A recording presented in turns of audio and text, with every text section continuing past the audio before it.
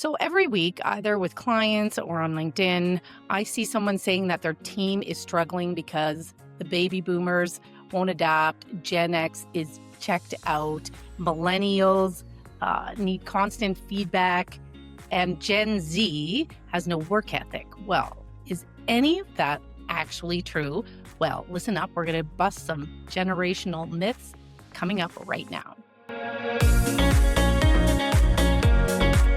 Hi there, I'm Andrea Adams. This is the HR Hub, and on the show, we talk about anything related to HR. Please subscribe to the show or to the podcast to keep learning from my amazing guests. So today, my guest is Cam Marston. Cam is a generational researcher, speaker, and author who has spent decades studying how different age groups work together. He's written 5 books on the subject and is known for challenging common assumptions about generational differences with research-based insights. Hello, Cam. How are you? I'm good, and I'm excited for our conversation. Thank you for inviting me to be a part of it. Well, thank you for coming on. I really am looking forward to this. I really am tired of this, I'm going to write off an entire generation based on some fact that has very, in my mind, poor foundations, but maybe some of it's true. I don't know. So I'm looking forward to this. So I dive right in. And so after all the work you've done over the years researching generational differences, what's the most persistent myth you come across? Well, the entitled myth is, I think every generation, and I'm going to go big and bold here and say every generation has looked at the generation younger than itself and said something around kids these days are entitled or lazy or no work ethic. When I'm a Generation Xer and when we entered the workplace, we were called slackers and entitled and had no work ethic. It wasn't true. It was that we prioritized things differently than the generation that was leading the workplace at the time. And we did the job. I mean, we're doing the job now. Lots of leaders. Most of my corporate clients, leaders, are Generation Xers today. And we, as the Xers, looked at the millennials coming behind us and said they'll never match up. The millennials looked at the Gen Z behind us and said they'll never match up. And we always look at the young entrants into the workplace as entitled or lazy or slackers. The truth is they have different priorities and they're all eager to work. They're looking for something different from the outcome of their work. And I would go on to say that I think even Adam and Eve looked at their children and said, you kids these days, you're slackers. When we were your age, all we had was fruit to eat and we didn't have any clothes. You could look at you with all these clothes and anyway, I'm being a little bit extreme. So the biggest myth is that the next generation won't hold up. The next generation doesn't have the same work ethic. They do, but they've approached work differently. And another part of our conversation, I hope that we're going to get into, is that they're transitioning into historic responsibilities at older ages. They're, and I hesitate to say this because it kind of offends some people, and that's not the intent. They grow up later. They transition to adulthood later. The earlier you're an adult, your behavior shows up that way in the workplace. The later you're adult also shows up that way in the workplace. So the biggest myth is this transition, this entitled slacker thing. It's not true. Yeah. That thing about growing up earlier or later is, to me, so true and so obvious. And this is a bit personal, but I hosted a Ukrainian couple, very young, but compared to me at that age, infinitely more mature, infinitely more ready to step into adult roles than I was at that age. Yeah. It's so apparent to me. But I have so many questions from what you said, but let's go with what generational assumptions do leaders make most often that is hurting the performance of their teams? I think, well, we could go generation by generation. First, the Generation Xers were slackers. Not true. Second is that many Generation Xers are distant and remote, and you can see it from their teams, and you can somewhat see that. But it's not a universal thing by any means. We can talk about that. The baby boomer work ethic is a legend that's lived on, and I say somewhat tongue in cheek, We'll never see another work ethic like the baby boomers. We will sit around campfires 200 years from now and sing about baby boomer work ethics as the time gone by. But I had a long conversation with a woman yesterday who was really struggling with her baby boom teammates and their work ethic. There's this attitude of, I've earned the right to no longer have to engage at the same level that I once did. So the myth of the baby boomer work ethic, it has some foundation, but we're finding that it's always had cracks in it, and it continues to do so. Then there's the myth of the millennial social animal. They certainly have a ability and a familiarity with the technologies that create the social component to them, but there are plenty of them that don't fit that profile. And then the last one that we're dealing with is Gen Z, and the lack of desire to work or lack of work ethic. And in fact, we have data here that Gen Z is not only has full-time jobs, but are also maintaining side hustles as a kind of additional revenue, which would completely negate any attitude towards work ethic. They're not only working, they're probably doing a lot more than the rest of us are with the side hustle, which is more passion-oriented than career-oriented. So there's a lot of the stereotypes. And let's face it, stereotypes are easy, they're convenient. We use them as an aid for explaining as individuals' behavior. But upon penetration, they very seldom stand up. We do know, and I'm going on here, that the manager and the leader, the supervisor, the workplace culture can completely, when in place appropriately, negates any sort of stereotype. You find a workplace culture where people enjoy being there and are inspired by their leader, and all the stereotypes fall away. And we get into the commonalities versus the stereotypes that create the differences. People want to be inspired. They want to enjoy their work. They want to have the tools they need to do their job. They want to like their colleagues. All that matters. And it begins to blow up the stereotypes once you find those workplaces where these types of environments exist. So can I recap what I think you just said? You said culture trumps generational differences. Always has and always will, yeah. But it's easy for someone who runs a poor culture workplace to blame stereotypes for their problems. We've covered a lot of ground already, but when a client comes to you, and I don't know if they would dare do this to you, but they probably do, and they say Gen Z just doesn't want to work. Yeah. What data do you draw upon to inform your answer? That's a good question. So when someone says to me, Gen Z doesn't work, I begin with saying, well, I don't agree with you, but let's look at how they're different from you. Let's look at how they're different from you and me. And that's where I begin to pull in life stage data. Every one of the major transitions in life that Gen Z is going through today, that you and I have likely been through, are happening to them at older ages. So let's take a 22-year-old Gen Z right now and compare it to me. And I know my story well at 22. At 22, I was looking for a career. I had exited my formal schooling.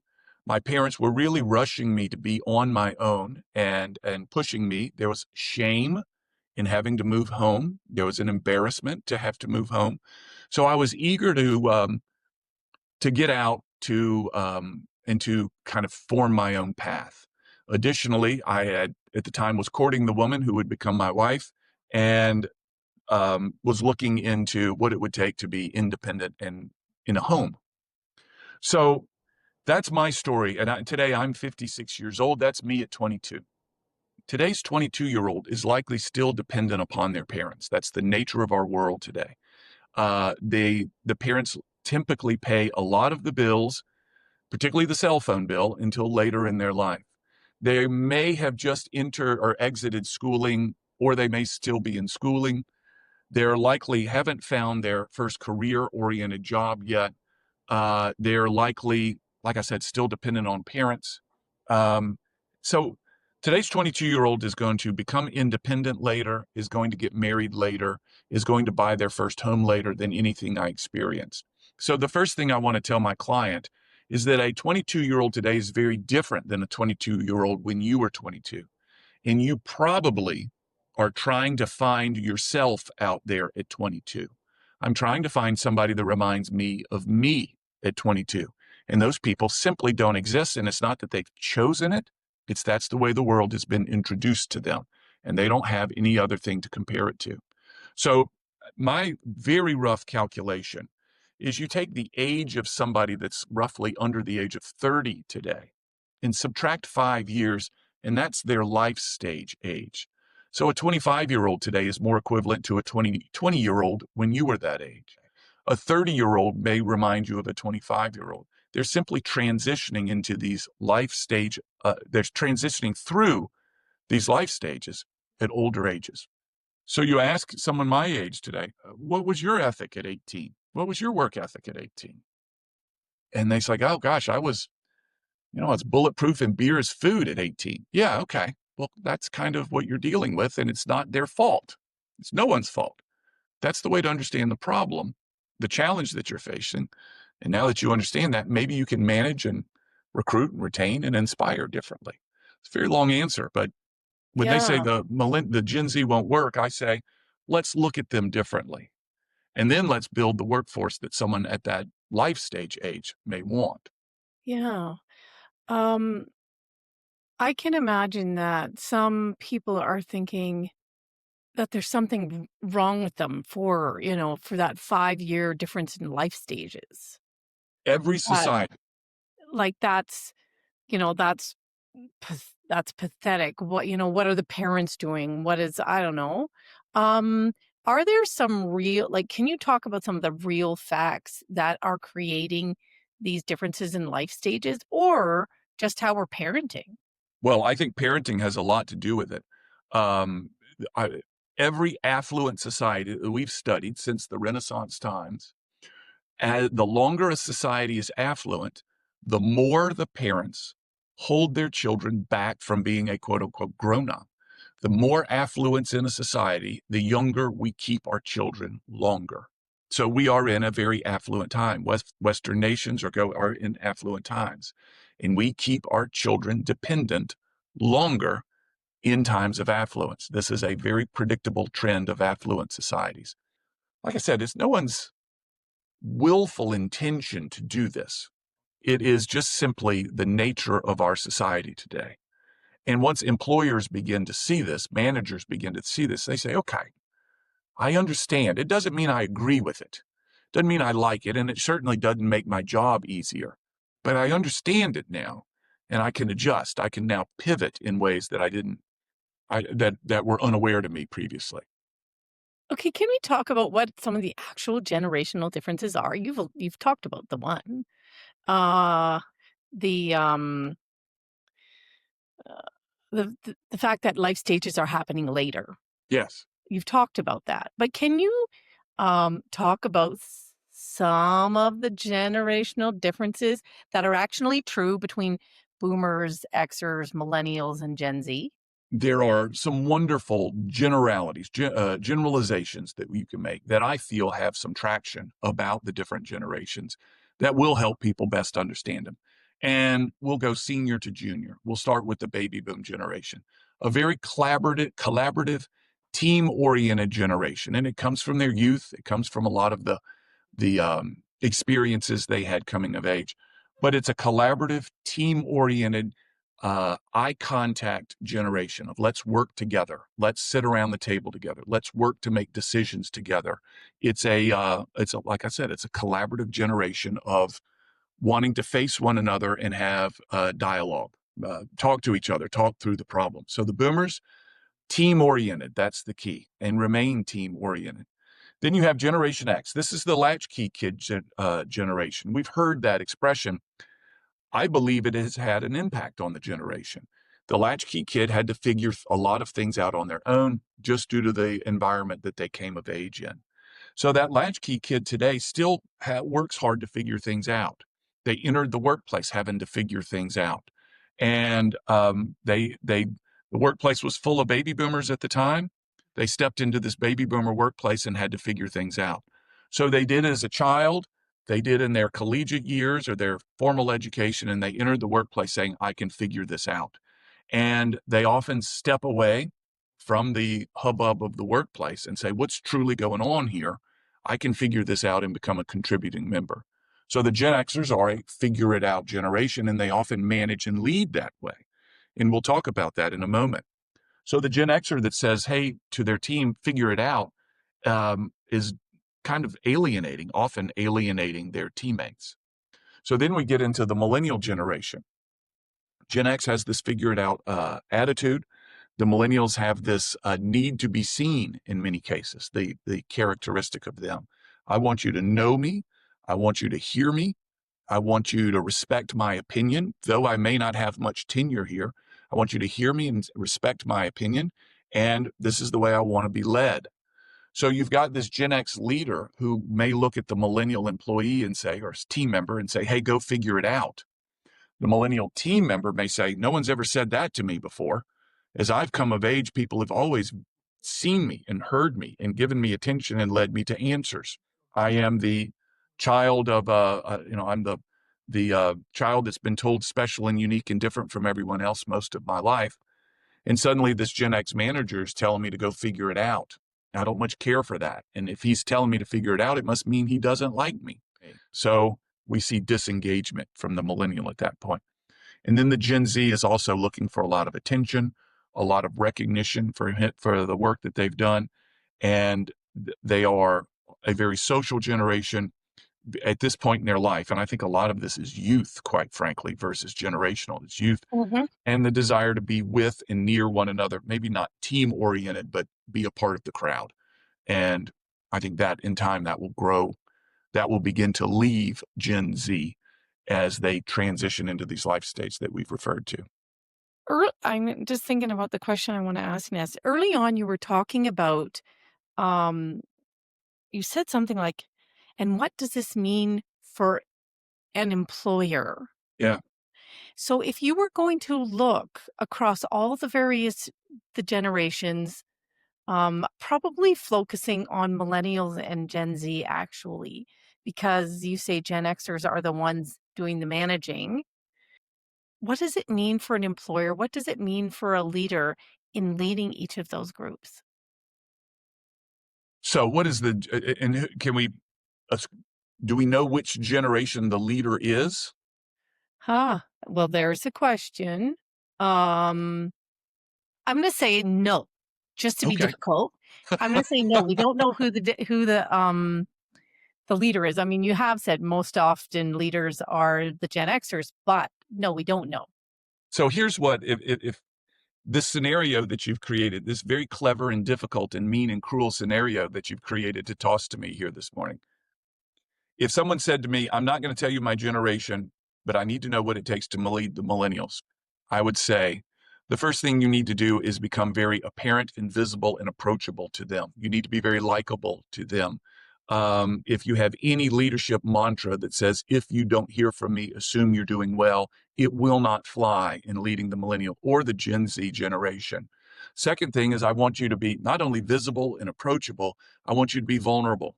I want you to tell them and share with them things that are important to you. I don't mean cry. I don't want you to go to your millennials and cry. I want you to share things that are somewhat personal, the challenges that you may be having with your children, the challenges that you're having in your career. The more you open your vulnerability, not leave it open, but crack it open, your vulnerability, your millennials will find that appealing to you. It's very humanizing. And that generation seems to be looking for a humanizing approach to their managers, a humanized connection to their managers. So don't be stoic, don't be cold, don't be distant. Be visible, be vulnerable, be very communicative to them. Be less a boss, more a mentor. You have to straddle those lines, boss, mentor, as well as be vulnerable to them. With Gen Z right now, looking for guidance, looking for coaching, trying to figure all this stuff out. Where's this going to go? Could I be good at this? Who's going to help me figure out where I could be good at this? So they're often looking for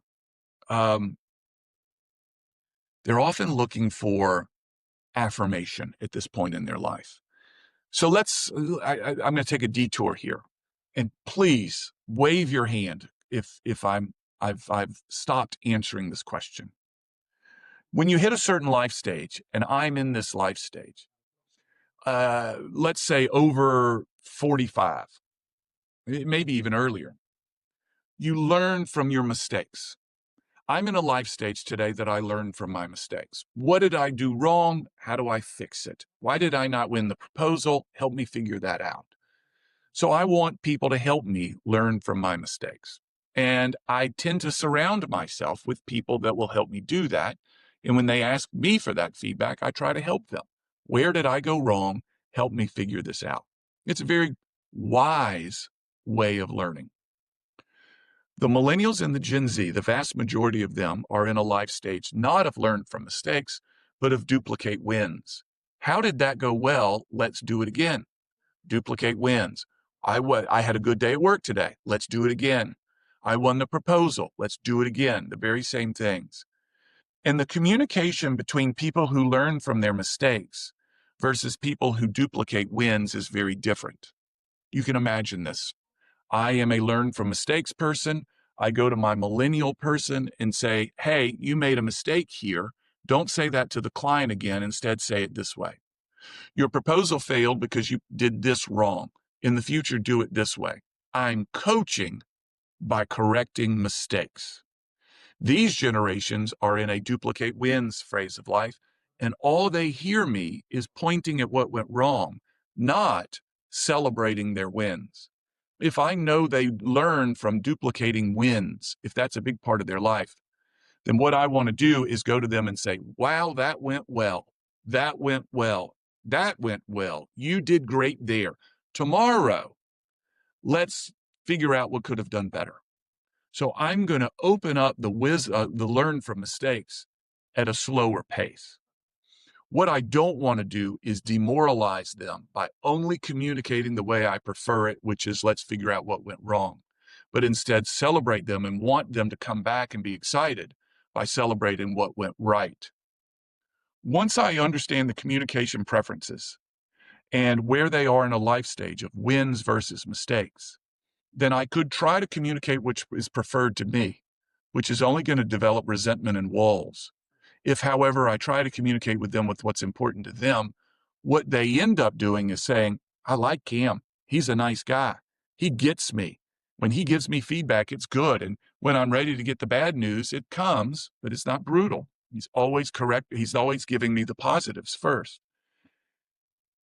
When we don't do this, when I give feedback only negative, and I see this millennial or Gen Z wilt, their tone changes, their body language change, their expressions on their face change. I say the kids these days are soft. They're not soft.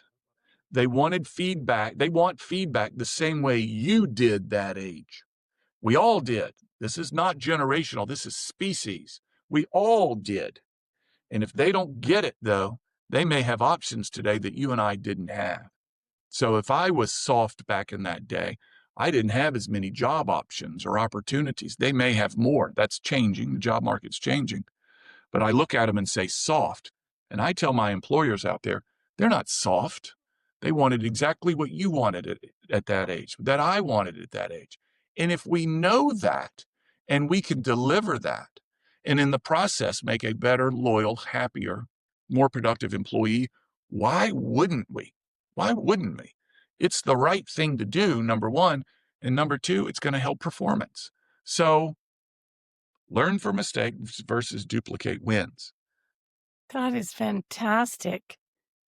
All this stuff I see about, learn to get good at receiving feedback, and all the conversations I have on the channel about feedback may in fact just be a generational thing. It's the Xers saying, learn to be better at taking feedback, when that's more of a life stage thing. It's unquestionably a life stage. It's a stage of life. We grow up, and this gets almost into philosophical, and in some cases it gets a little theological, but we grow up building the container that we live in. We define ourselves by wins. At some point, that container becomes less important, and we're interested in the interior of the container and then emptying it. And wins are no longer important. It's what can I do better? What do I do to be better for me, for my peers, for my colleagues, for my family? And that's no longer about wins. It's about where are my flaws? And that millennial generation today, they're building containers. Gen Z is building their containers. Who am I? What do I do well? To whom and to what do I belong? Who are my teams? Who are my people? What logos do I wear? It's the container. After that, you're like, man, that stuff doesn't matter. Who am I? What am I made of? Not what's important to me. And then it's emptying the container. So it's a life stage thing. And my hunch is that people have been this way for tens of thousands of years. The older you get, the less you're interested in the container and more you're interested in the contents. And here is the contents. Here is the container. I'm here. My millennials and Gen Z are here. If you could wave a magic wand, and we have to make this answer quick because we're running out of time. But if you can wave a magic wand and eliminate one generational stereotype tomorrow, what would it be? The stereotype is anybody, blank generation doesn't want to work. They want to work. They want to feel appreciated for their work, and they want to work for somebody who inspires them, period. It's not that they don't want to work. Perhaps the better question is, why are you such a poor leader? What do you need to do to change your leadership skills? What do you need to do to change your communication skills to draw that out of them? And it doesn't mean they're going to work 80 hours a week. No one's going to do that anymore. The baby boom generation is gone. They want to feel rewarded and inspired and recognized and seen for the work they do. How can you create that? Damn. Okay. All right. So where could people learn? Well, okay. If someone wants to learn more about all the things you know, because it is fascinating, what do you suggest? And also, where can they find you? CamMarston.com is my website, and we have very high-level overviews of everything we've talked about here today. I've got a podcast called What's Working with Cam Marston that historically has interviewed business leaders about the trends shaping their workplace, and I get a lot of my content from speaking to these leaders. A lot of these kind of philosophical and theoretical or theological thoughts can be found in a second podcast called Keeping It Real. They're commentaries I write for public radio station here in Alabama. And then the 5 books I've written. The challenge in writing a book about the generations is it can be outdated fairly quickly, because if I write as the millennials are in their 20s, they're obviously no longer in their 20s. So I urge caution for people of getting into those books, because some of them, frankly, need big, bold updates, but that's hard, and I avoid hard. And then last thing we do a very in-depth 2.5-day program for leaders on how to better lead and manage and understand and communicate in a generationally diverse workplace. They can learn about that in the workplace on the website too. It's a deep dive into everything we've talked about today. Well, thanks, Cam. I thought that was so fantastic. I love that part about feedback. I talk about feedback so much on the channel, but frankly, I'm usually talking to Gen Xers about it. And maybe that's because that's the life stage. The way, we want people to be open to feedback is in fact a life stage. That blows my mind. Anyway, I've had some conversations about feedback, and one of them is right here. Thanks for watching out there. We will see you next time.